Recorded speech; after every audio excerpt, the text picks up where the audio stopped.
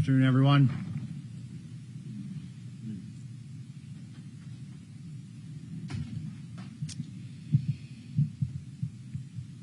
The assassination attempt of former President Donald Trump was a dark day for our country. I again extend my deepest sympathies to the family of Corey Comparator and sincere wishes for a swift recovery for Mr. Copenhaver and Mr. Dutch. The Secret Service takes full responsibility for the tragic events of July 13th. This was a mission failure. The sole responsibility of our agency is to make sure our protectees are never put in danger. We fell short of that in Butler, and I'm working to make sure that this failure does not happen again. I'm focused on ensuring that the full resources of the Secret Service are utilized to safeguard our protectees, and I've implemented and will continue to implement changes to ensure that that happens. We are and we will continue to cooperate with pending oversight investigations of the July 13th failure being done now by Congress, the Department of Homeland Security's Office of the Inspector General, and the independent review directed by President Biden.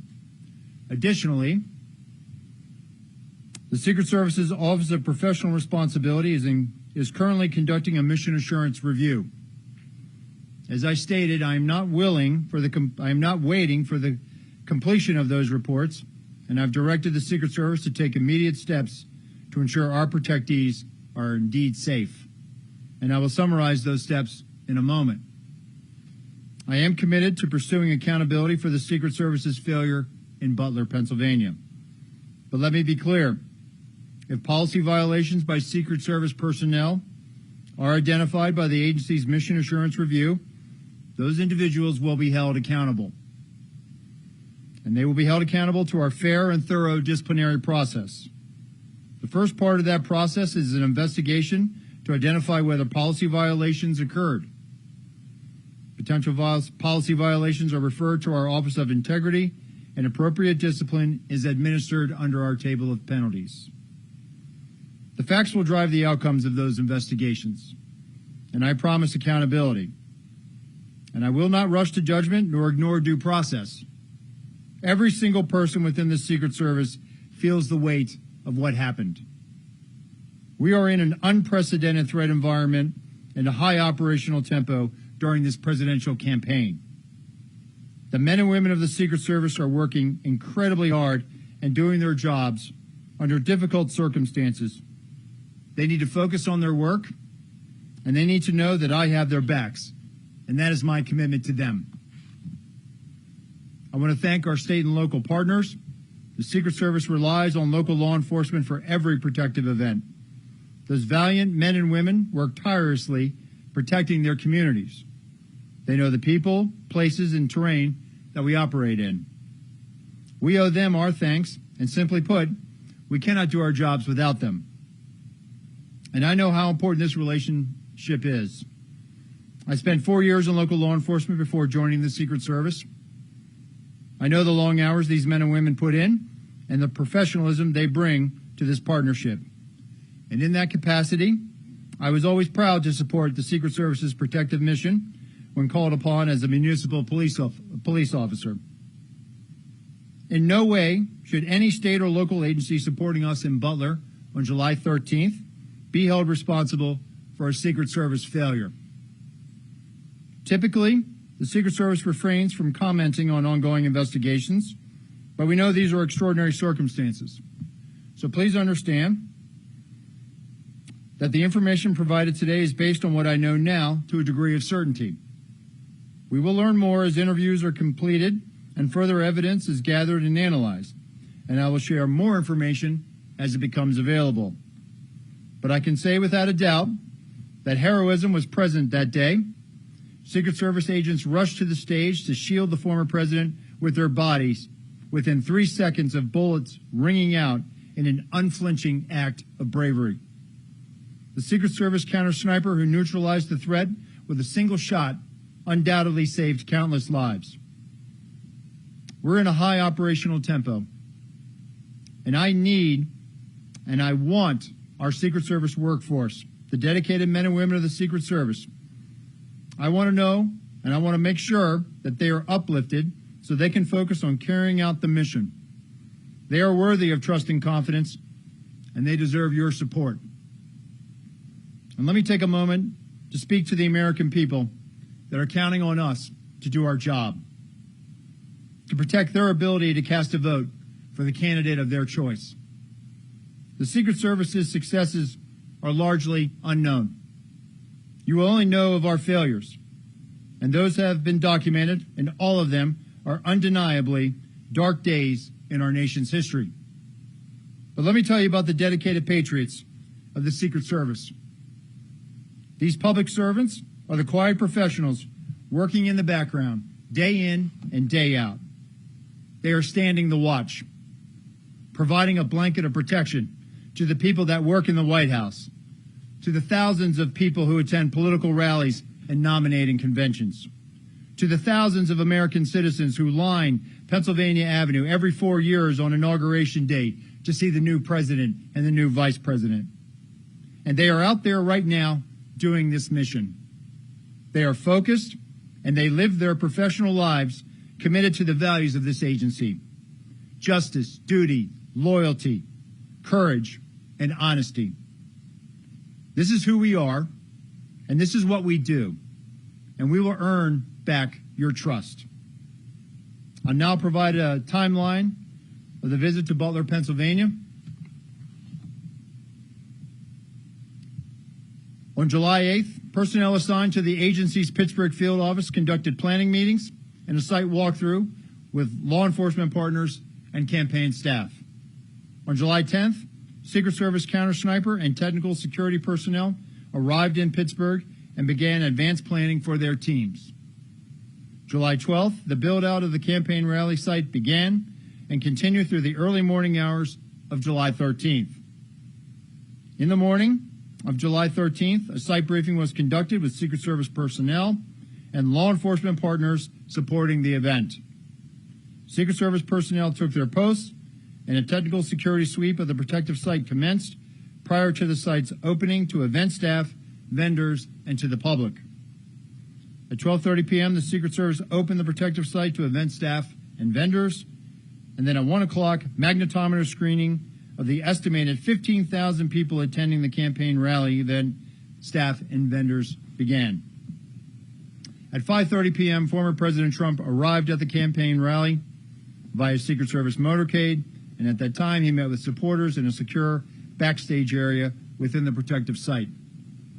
At 5:45 p.m., a local Butler County Emergency Services Unit counter-sniper team member texted the Secret Service counter-sniper team leader about a suspicious person and sent 2 photos of the individual, later identified as the assailant. At 5:53 p.m., the Secret Service counter-sniper team leader texted the Secret Service counter-sniper teams that local law enforcement was looking for a suspicious individual outside of the perimeter lurking around the AGR building. At this time, Secret Service personnel were operating with the knowledge that local law enforcement was working on an issue of a suspicious individual. The concept of local law enforcement working on such issues is common at sites. And on July 13th, there were over 100 calls for support. At 6 p.m., former President Trump took the stage to begin remarks. And based on what I know right now, neither the Secret Service counter-sniper teams nor members of the former president's security detail had any knowledge that there was a man on the roof of the AGR building with a firearm. It is my understanding that personnel were not aware the assailant had a firearm until they heard gunshots. At 6:11 p.m., a member of the former President Trump's protective detail contacted their Pittsburgh field office counterpart to inquire about the radio update that there was an issue local law enforcement was looking into near the perimeter. At 6:11 p.m., the assailant's first volley of 3 shots was fired, and within 3 seconds, the former president's detail rushed the stage and covered former President Trump, shielding him with their own bodies. The 4 through 8 shots took place over the next several seconds. 15.5 seconds after the assailant's first shot, a Secret Service counter-sniper fired a single round that neutralized the assailant. That concludes a quick, brief summary of the timeline. And with that, I'll turn it over to our staff here to begin any questions. Director, we're going to start with Fox News. David Spons with your start. Hi, sir. Thank you for doing this. You said earlier this week to Congress that you start again. You said earlier this week to Congress that you don't want to tip anything on the scale as far as disciplinary action is concerned. I need to ask you, since you testified, has anyone been suspended with or without pay? Has anyone been fired? And will you tell us as people are disciplined along the way, or is this something we're going to need to just constantly be asking? Or will you update and tell us 5 people have been fired, 6 people, 7 people? What can you tell us? Sure. Thank you for that question, David. So, as I said in my opening statement, there are going to be, there's the mission assurance review.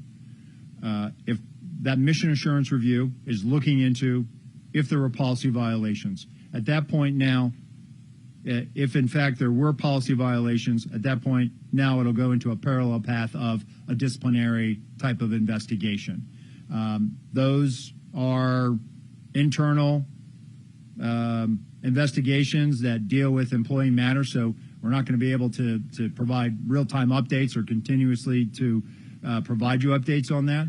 But what I will tell you is that these are very thorough investigations, and if in fact there were policy violations and they are substantiated, those employees will be held accountable. I think that if I just may, sir, people want accountability. You may not be able to tell us names or positions or something, but will you be able to say that people have been disciplined? People want to hear that there's some accountability here. I will be able to, at least at a high level, provide at least some type of statement that people are being accountable, being held accountable. If I may, and I appreciate this, Fox Digital obtained some new video of somebody on the roof, which we believe is the assailant that was running back and forth while President Trump was speaking.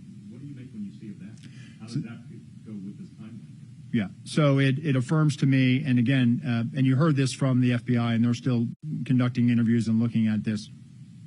It even just affirms to me that this was a failure. We should have had better protection for the protectee. We should have had better coverage on that roof line.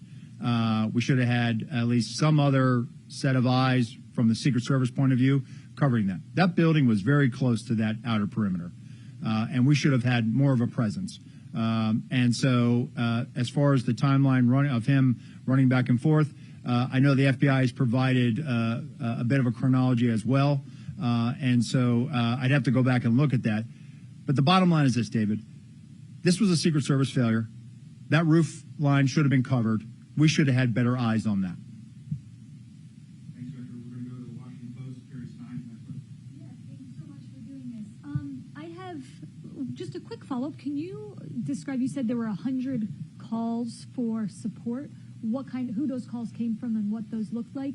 And also, moving forward, do you anticipate, and if so, what any different changes in protocol between how Secret Service communicates or works with local law enforcement specifically as they work to secure events or other things? Yeah, thank you for that question. So with regards to calls for support, it was a very hot day that day.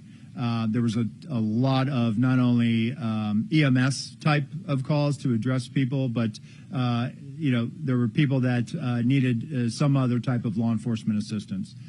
This happens a lot at outdoor rallies, where especially on hot days.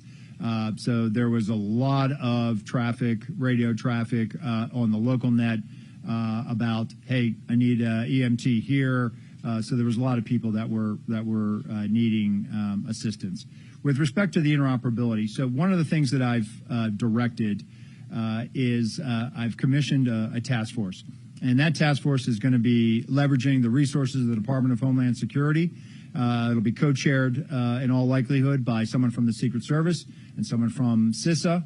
And I think we're also going to bring in some state and local law enforcement. The interoperability challenge, it's not an easy fix. It's not as simple as just trying to figure out the local frequency of the agency you're working with and then piping that into your radio network. It requires a substantial technical fix. In the meantime, before we can get to that, what I need to have is I need to make sure that our folks, when they're out there, we use a counterpart system. On the day in Butler, we had a Pennsylvania state trooper in our security room. They also had a unified command post that had some of the other agencies that were on site that day. It is plainly obvious to me that we didn't have access to certain information, not by anybody's fault. It just so happened that there was a sense of urgency, that there might have been radio traffic that we missed. We have to do a better job of that. So moving forward, in addition to this task force that we'll provide more information on next week as we begin to stand that up, I've also directed all of our SACs, our special agents in charge of field offices across the country, to reevaluate where we put our security rooms. If a state or local sets up a unified command post, maybe we need to be in that room as well, as opposed to just being in another room and relying on that counterpart system. It was so apparent to me that in this incident, in the final 30 seconds, which has been the focus of what happened before the assailant opened fire, there was clearly radio transmissions that may have happened on that local radio net that we did not have. And so we have to do a better job of co-locating, leveraging that counterpart system, and this is going to drive our operations going forward.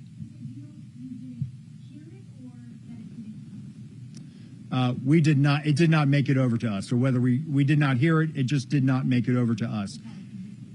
It did not make it to us. And I go back to my opening statement where the members of the detail, they did not. All they knew that the issue, that the locals were working an issue at the president's 3 o'clock, which would have been off to his right, which is where the shot came from.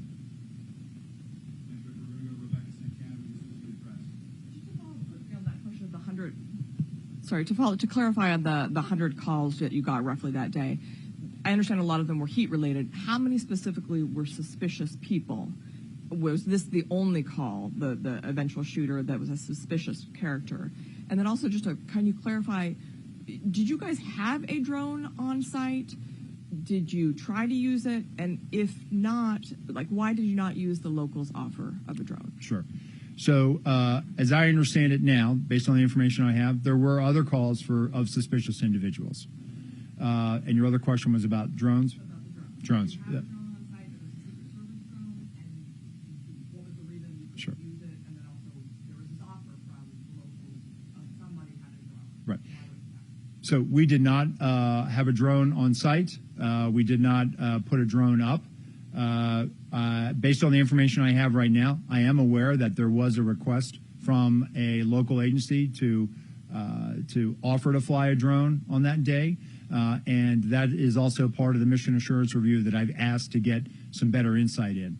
One of the other changes that I implemented when I became the acting director is we are now going to leverage the use of unmanned aerial systems at sites now. So we are putting those assets out. And, we should have had better line of sight on some of those high ground concerns. We thought we might have had it covered with the human eye, but clearly we are going to change our approach now, and we are going to leverage technology and put those unmanned aerial systems up.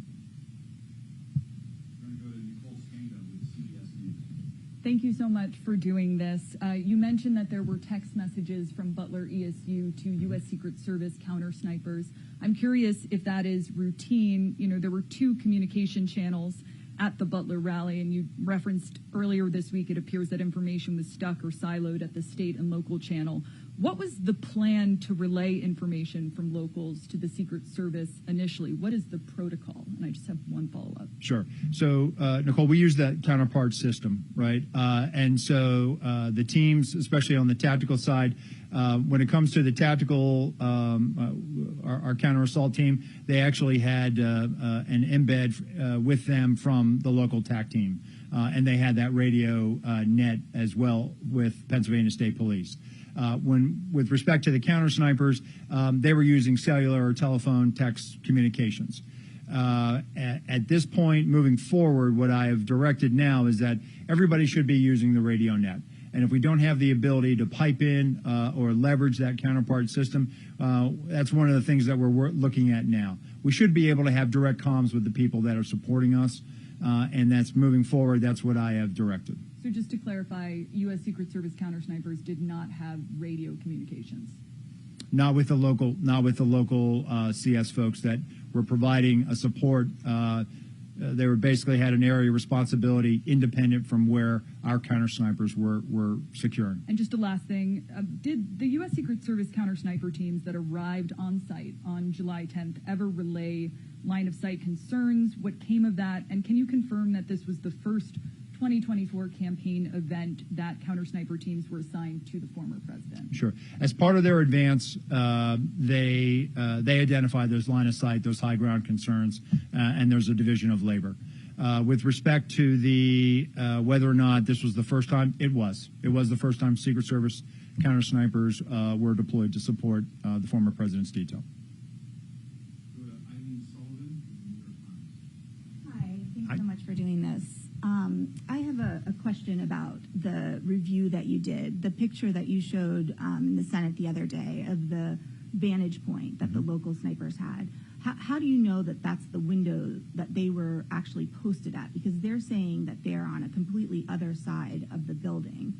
And related to that, has the Secret Service actually interviewed the snipers that were in the AGR building?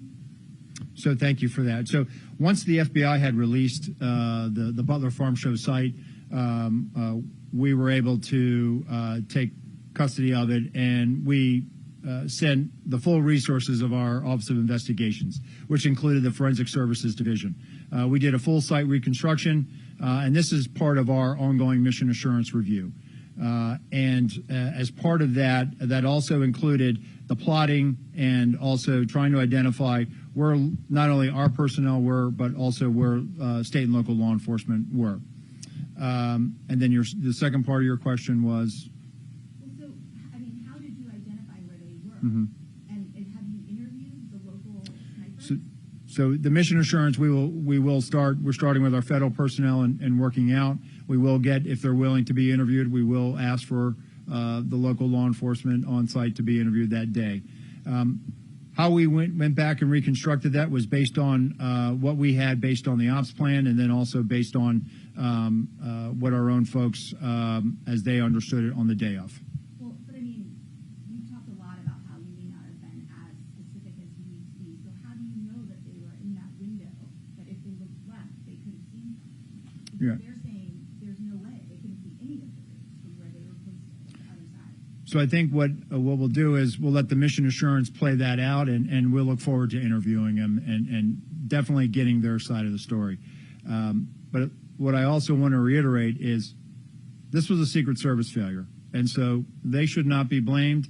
We're not trying to shift blame to anybody, and that's the important takeaway, that we need our state and local partners out there doing this with us every day.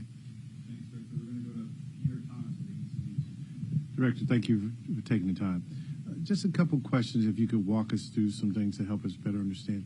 Have you gotten to the bottom of why there was no one stationed on the roof from a law enforcement perspective, and why there was no one there to secure the building to make sure no one could get up there? Have you gotten any clarity on why those two lapses in security were in place? And I have a couple quick follow-ups. Sure. It's something that, again, having been there the day after I was named the acting director, I wanted to put eyes on and go up there and see it. Yes, and looking at that site, it really, seeing how close that site was to the stage, seeing where it was, it definitely raised a lot of questions in my mind that there should have been physical presence, if not on the roof, that there should have been better security to prevent anyone from getting up on that roof. So moving forward, I've directed our Office of Protective Operations and our Special Operations Division now that when we are up operational and we have counter snipers out there, that we were working with locals, and that they in fact will also be out present. At the very least, the presence of a law enforcement officer can deter a lot of bad activity. Having been a local police officer, I will never know how many crimes I prevented just by being there, just by walking the street and being out there. And so moving forward, one of the things that we want to do is we want to deter people from even thinking about trying to do something like this again. And the only way we can do that is leveraging not only the resources that we have, but the resources of our state and locals and putting them out there in an overt presence. Two very quick follow-ups. You talked at length at the hearing the other day about the system that did not operate that could detect drones. Mm-hmm.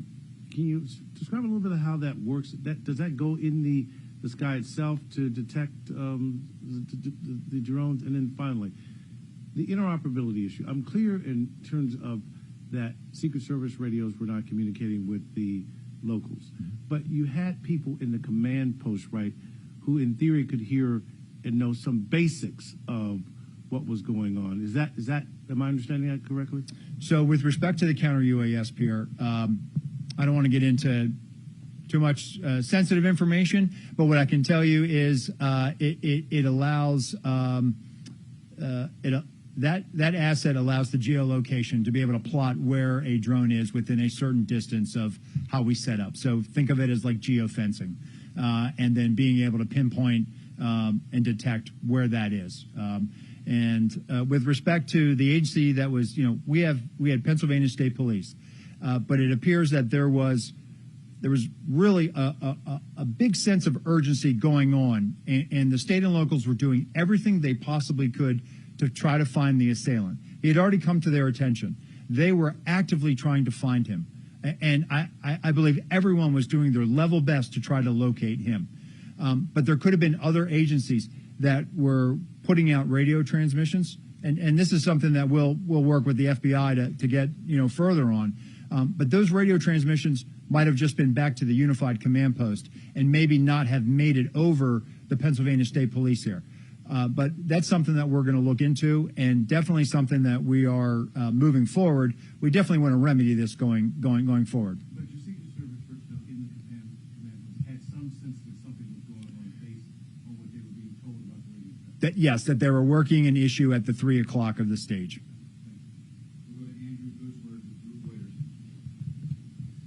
Thanks for doing this. I wanted to ask you about changes moving forward. Former President Trump has said he wants to continue having outdoor rallies. What specifically will be different at the next rally that wasn't the case in Butler? And if I could ask a follow-up to, do you have information in the 30 seconds after the gunman was confronted on the roof by a local law enforcement officer that there were local law enforcement trying to communicate with the Secret Service that there was someone on the roof with a gun and that transmission was the one that was missed? Okay. So with respect to the former president wanting to get back out there, listen, it's a campaign season, right? Candidates want to be out there. They want to be, whether it's an indoor site or an outdoor site, it's on the Secret Service to make sure that we create a secure environment.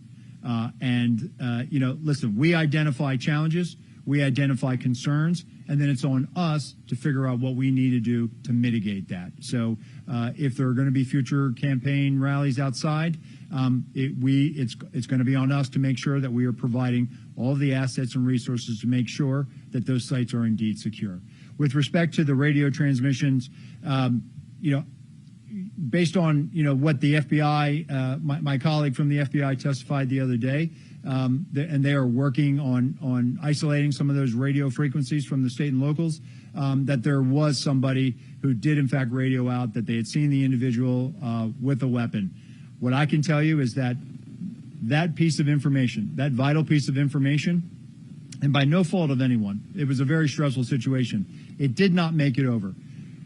Our detail, our counter snipers, everyone that was there that day were operating under the assumption and under the last bit of information they had received that there was an issue that the locals were working at the 3 o'clock. That's the bit of information that we had, not anything about a weapon.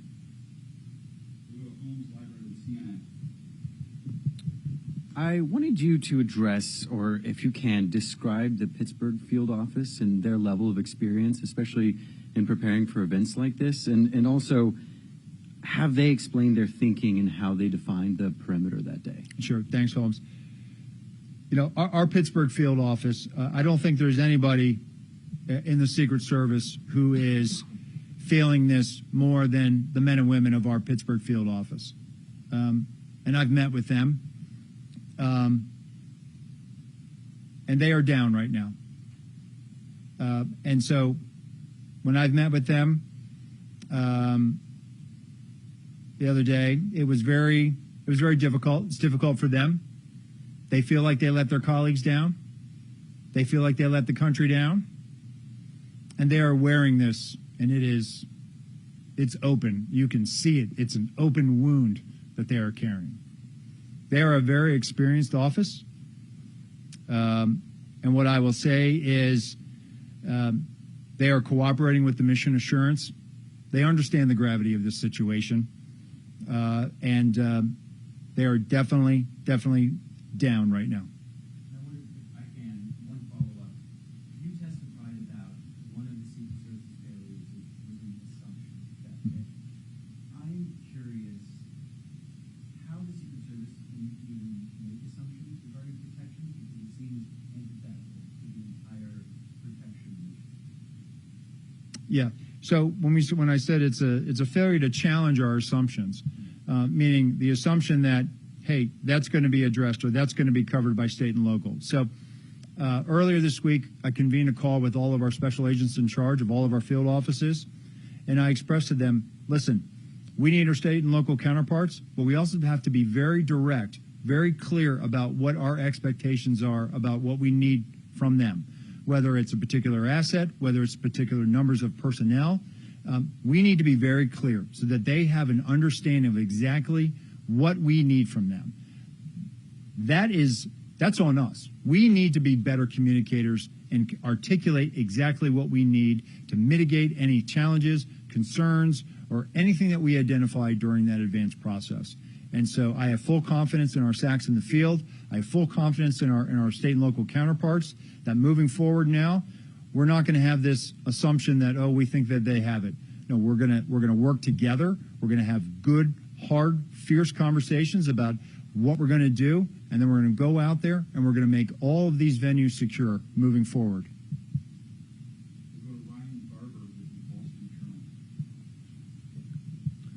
Thank you, Acting Director. One thing, for starters, I was hoping you could elaborate a little bit on a portion of the timeline in which you address a communication between the Secret Service detail and personnel at the Pittsburgh field office. It just struck me as a little vague, and I was curious if you could elaborate on what that communication was. So the former president's details, they had an advanced person on the ground who was responsible for the site.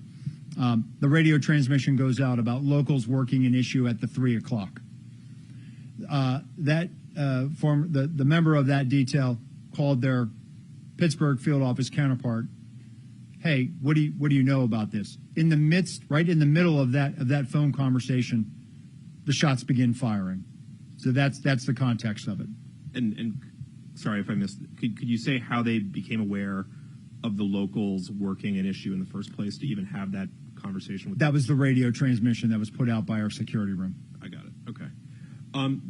Just to follow up, I'm curious about you mentioned that this was the first event where Secret Service counter snipers had been assigned as part of the security for former President Trump.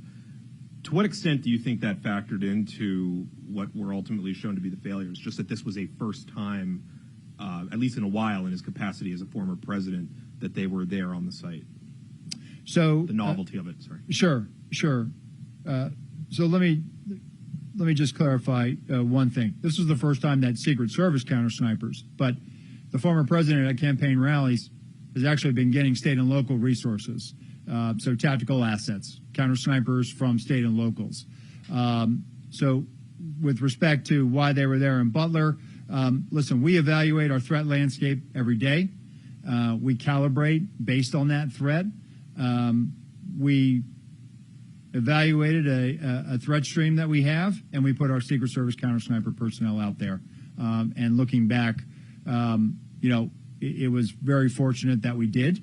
But the former president will have counter sniper coverage moving forward, as will the president, the vice president, Senator Vance, and then we'll await the eventual Democratic vice presidential nominee. We are going to put full resources out there to make sure that our campaign cadence now is obviously picked up, and we're going to make sure that we have all the resources out there to address any challenges that we have. Thank you. As you're doing this review, are you looking at the days leading up to this event and the instructions that you gave to state and local and federal partners? I know in the past there used to be a PowerPoint presentation that was given before events like this, where people who were part of each unit in the Secret Service would stand up, go through the mission, who was assigned to them, what they'd be doing. I understand that did not happen in this case and hasn't been happening for some time prior. Is that something you think was missing here? Is that something you might review and bring back? And do you also think the Secret Service is too reliant on state, local, and federal partners? I mean, you have almost 2,000 HSI agents helping in events coming this fall. That's a third of their workforce, and it takes a lot from state and locals as well. So first, would you bring back the PowerPoint? Do you think there should have been more planning? And are you too reliant on state and local and other partners? Thanks, Julia. So that will be part of the mission assurance, the communications and what was communicated leading up to it. What I can tell you now, based on information I have, is there was, and what you're referring to is what we call a police meeting, where we bring all the agencies together that will be directly supporting a particular visit. We know that there was a police meeting. We know that there were agencies from the various jurisdictions were present. The ones, and when I say that, the ones that were the primary ones identified with providing support and were going to be involved in the advanced planning process, meaning they were going to provide a counterpart, kind of like what you said, the PowerPoint. If you're going to be conducting the site, this is Special Agent so-and-so, and here's their contact info. And then usually at the end of that meeting, everyone kind of goes off and they form up and they go over, how they're going to go out and do the walkthroughs and identify some of the things. Based on the information, I don't know about the PowerPoint. I can tell you that there was a police meeting. With respect to the PowerPoint, I certainly think that visuals are always good. I think that if we're not using it, we certainly will. But that goes back to my direction that we have to be very specific about what we're communicating and what our expectations are moving forward. With respect to the reliance on state and local law enforcement, listen, there are 700,000 full-time law enforcement officers, over 700,000 full-time law enforcement officers in the United States. The majority of prosecutions in the criminal justice system in the United States are done by state and locals. That's a result of criminal investigations that they do every day in their communities to keep them safe. Over 135 officers died last year serving their communities, federal, state, and local. 47 of them died by violent means, gunfire. There's not an over-reliance on them. They're out there every day securing their communities. They know the terrain. They know the people. More importantly, they know the local laws. If you're in a state where it's open carry, we're going to rely on them to enforce local laws.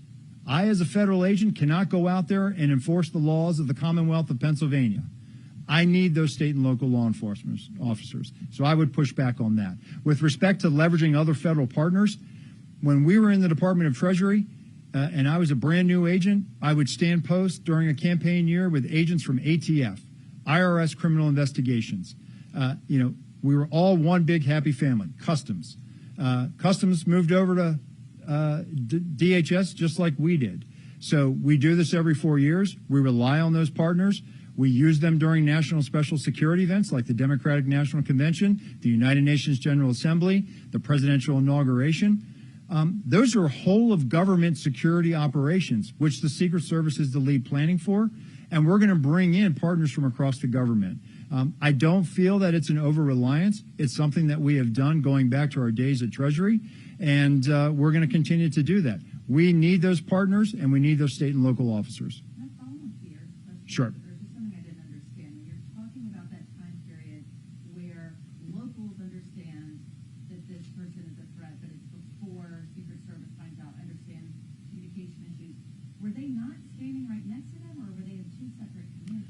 So we had our security room, and then they had a unified command post, and we had Pennsylvania State Police officer representative in our security room. There was no Secret Service agent in the unified? No, there was not. Are there typically two separate command centers? That was unique. As I understand it, that's an emergency management model that they use. As I mentioned in that conversation with our special agents in charge in the field, I've directed them, hey, we need to rethink where we put our security room. If the large majority of our partners are in a unified command post or in a different location, we need to probably be there too. And so we have to rethink how we, where we put our security rooms, and we are in fact doing that now moving forward. So let's go to Alan Gilmer with Bloomberg. We'll do the pool. If there's time for follow-up, we got to take 2 minutes. Thanks so much. Appropriators in Congress this week delayed consideration of DHS's budget for fiscal 25. They want to know more about what Secret Service needs. I know you said Tuesday, obviously every agency head is always going to say they need more resources, but can you be kind of specific about what resource needs there may be, particularly when we're looking at the technology issues, radio transmissions, Sure. the CUAS system? So following this, we have had tremendous support from the Department of Homeland Security and from the Secretary. And we have, in fact, looked at all of these needs. Given this dynamic, high-threat environment that we're operating in order to meet this, we can meet this now. But it is going to require additional investments and resources, and we are having those conversations. We certainly we've had great support, not only from the department, but also our appropriations committees, and we are working through kind of what our needs are right now. We will have future conversations about this, and we are appreciative that everyone is really coming together to make sure that we have what we need to meet this high threat. And some senators have started to bring up that whole test should Secret Service be in DHS? Is that a conversation that you think is productive at this time? Listen, that's not for me to weigh in on, but what I will tell you is, there's also a lot of discussion about why should the Secret Service do criminal investigations. And what I will say is this. We were founded in 1865 as an investigative entity. It's in our DNA. I firmly believe that the best protection agents learn those skills being criminal investigators. You learn how to interact with people. You learn organizational skills. You learn to be analytical. Those are all traits that you need to have when you're on a detail. Moreover, if you look at where we are today, buildings, communities, everything is interconnected. And so we have a particular expertise in cyber and in cybercrime and critical systems protection. And so when you overlay that investigative skill set that we have, it's more than just securing the president or our protectees in a brick and mortar setting. It's also protecting them from things that make them vulnerable due to cyber. And so the only way to learn those skills, to be able to detect, to be able to analyze, to be able to make sure that we are hardening not only cyber systems, but hardening a building that is fed by cyber systems, the only way to gain that experience, that knowledge, is to be able to do criminal investigations. Additionally, it is within our investigative authority to follow up on threats. People make threats to the president and the people we protect every day. We need to have that domestic and international network of field offices to be able to track down those threats. And if necessary, bring those people to justice and present them to a U.S. Attorney's office. So I know there's been a lot of talk. Should we or shouldn't we? Should we do this? Should we be in DHS? The bottom line is this. If you want the Secret Service to continue to be the Secret Service and be effective at what it does, it needs to be doing investigations, and it probably needs to be in the Department of Homeland Security until Congress or others have an opportunity to weigh in. The last question, we're going to go to the pool for those that couldn't be here today. Jake, yes. Just a quick question. There's a report that a whistleblower has alleged that you personally directed cuts to the counter surveillance division, which led to the threat assessments team failing to perform its duties that it typically would before the Butler rally. Is that accurate? Is that allegation accurate? So I've become aware of this. We got a congressional letter on it. What I can tell you is that the counter surveillance division, they do a fantastic job. They have a very specific mission set. A lot of that mission set is here in the National Capital Region, focused on permanent protective sites. But they do go out and they support, when requested, they go out and support former details. I know that there's been allegations that that I personally cut or that I that I denied requests. The Counter-Surveillance Division has been out there supporting the former president's detail at some very high-profile events. They continue to provide that support, and they're out there providing support right now. So we're going to respond to the letter that we received, and we'll be sure to make that. I'm sure they will. We'll be able to share that response when the committee says it's okay to respond. Is that a no, though? Did you cut funding personally? I did not. No. Did you finally figure out how he got that gun on the roof? Did it fit in the backpack? We're working to determine that. That's something that the FBI is working on. There's a couple of I don't want to speculate as to exactly how he would have gotten it up there.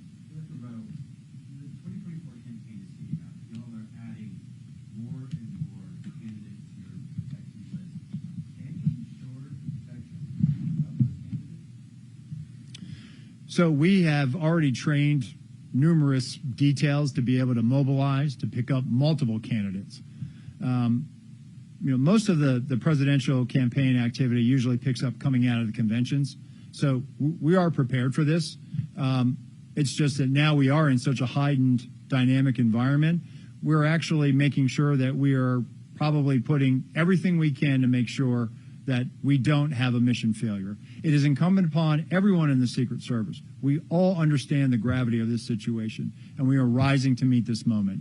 And we are certainly, as we go into the Democratic National Convention, as we await picking up another candidate with the eventual naming of a vice presidential nominee from the Democratic side, we are going to staff that, and we're going to make sure that we have all the resources and assets necessary to provide that level of protection. Thank you, everyone.